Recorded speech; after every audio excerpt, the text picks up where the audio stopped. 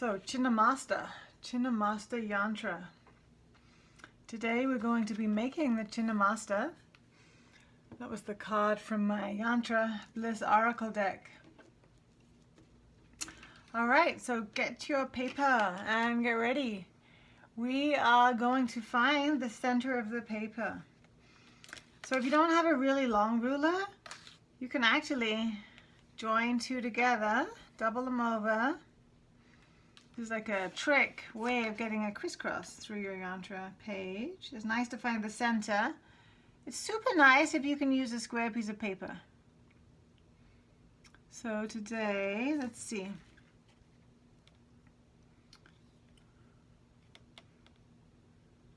Creating a long ruler, corner to corner, you're going to make a little mark. Then turn around your long ruler and you remake it. This is the longest line in the Yantra, right? So, alright, done. So now I'm back to one ruler. And you'll see a nice crisscross in the middle. Okay, now you're going to make a circle. So the guiding circle is around 1 inch. So go ahead and really place that compass, the metal of the compass, in the paper. Make a guiding circle. See how I lean when I draw these circles? Super helpful. And then you're going to erase the measurements across the center. Once you have that central circle, it's called the guiding circle, we're going to put a line through the middle. This is where having this grid ruler is so helpful, because I can just check with the edge of my paper a little bit. And then through the center. You're just going to make sure your pencil is going to go into that indentation. So that's the horizontal line. There's actually a way of finding the vertical line that's a little bit different to the way we normally find. I thought it'd be fun today to see if we can do that.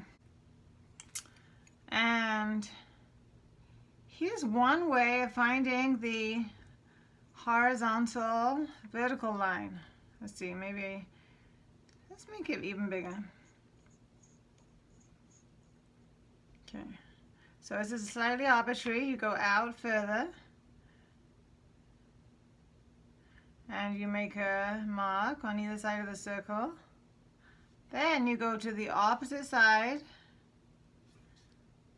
and make a mark.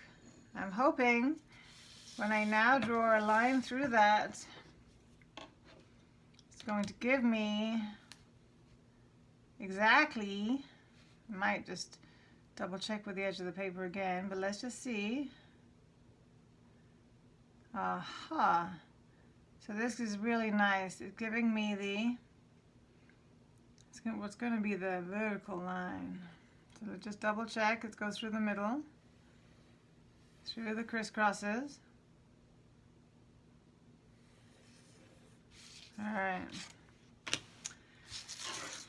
And once you decide on your vertical line, you actually can create an arm at the top. Ooh, and then that dot is actually like the silence that follows. And then we can just erase these extra guidelines right now.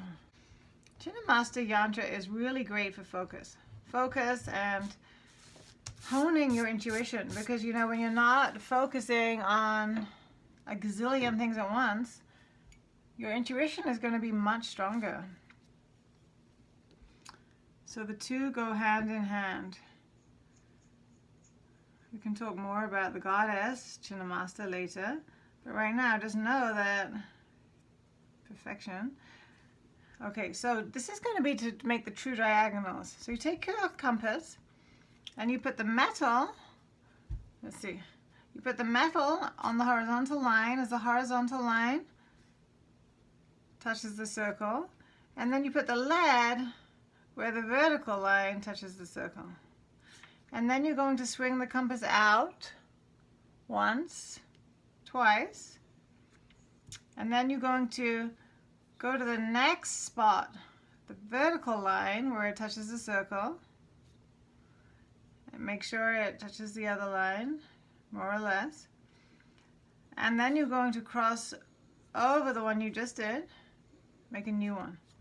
Now bring the metal to this one, cross that, cross the new one, and you'll have one left at the top. So we've just made these 4 crisscrosses, and these are actually going to be the lines, the guidelines for our diagonal lines through the yantra. So in order to invoke Chinnamasta, we need to have a nice foundation space for her to enter. This is like the portal for her to enter. And the diagonal lines are not as long as the vertical horizontal, and we do want it to go through the center. There. Okay, so now I have the center. Okay. And then same thing here. Let's just try to have the pencil go through the compass hole.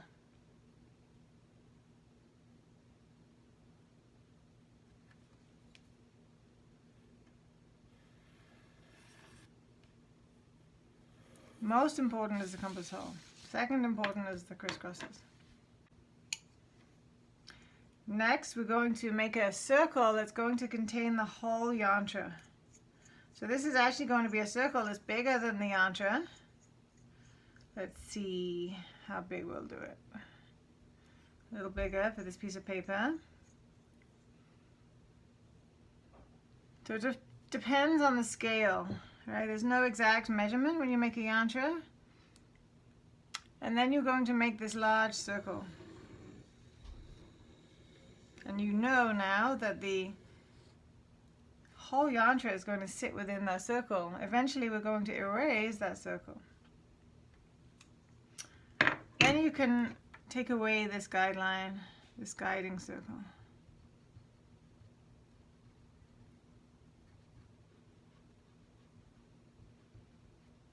Just so it doesn't get too busy. And maybe even erase these crisscrosses. Alright, so this is the basis of all yantras. This is the portal beginning, so that we can beam Chinnamasta Devi, Chinnamasta Goddess, down to us. Okay, so now we're going to join these horizontal lines, diagonals as they touch the circle.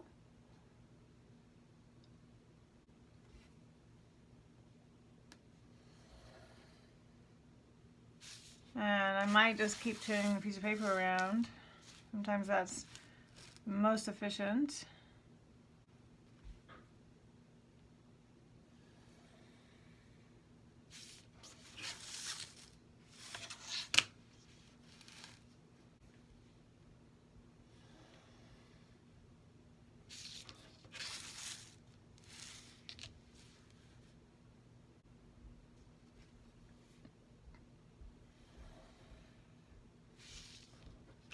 Next little bisecting section. So bisecting is when you use your compass to divide something into 2.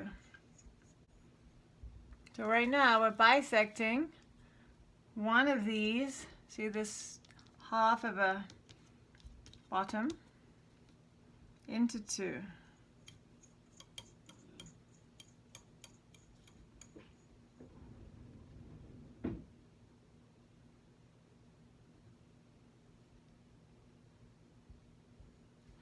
Once you have that measurement, then you can swing the compass up and then swing the compass down and then switch the original placements. So now the metal will go where the lead was, and you're going to crisscross those 2 lines. It's so fun to make a yantra. I hope you guys are enjoying it as much as I am. Every time I make a yantra, I'm just so happy. There's something so satisfying about making a yantra. Something sacred, something just the perfection of the universe. It's so amazing. So I'm putting the ruler through the 2 crisscrosses, and I'm actually just going to draw from the outer circle to the square.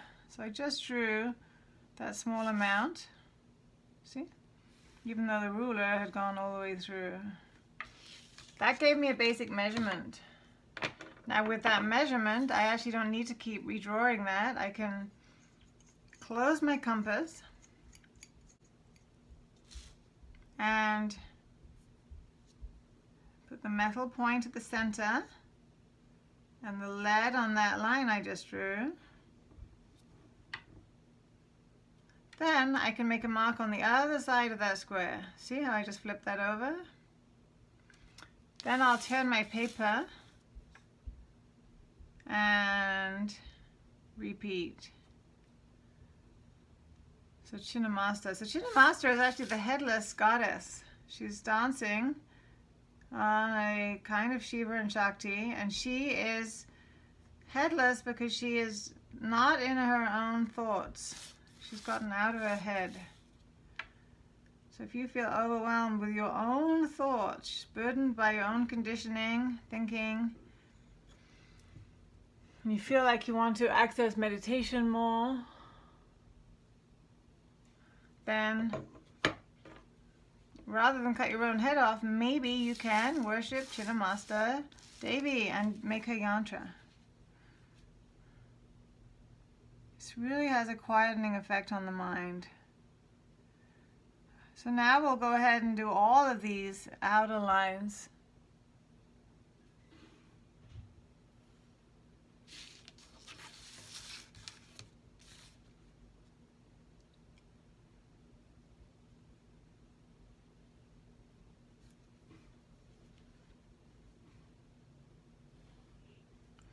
And what's happening is out of her neck are spurts of blood. These spurts of blood actually represent the vital energy in the spine, known as a Sushumna. 3 spurts of blood, Ida, Pingala, and Sushumna. Sushumna is the central channel, energy channel in the body.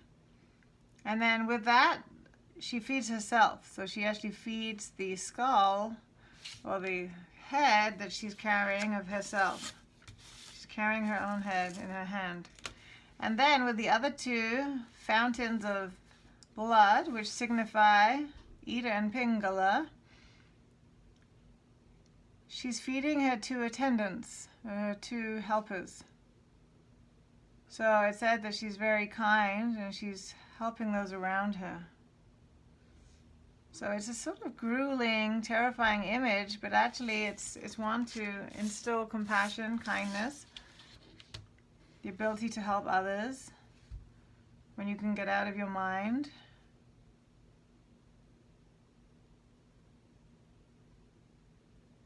I think these terrifying images are said to like jolt you out of your sleepiness. You know, we're all kind of walking around half asleep. So she's gonna shake that up. She's gonna wake you up, and she's going to bring you into the here and now, in the present moment. So now I'm actually joining these 2 short lines to make the outer gate official.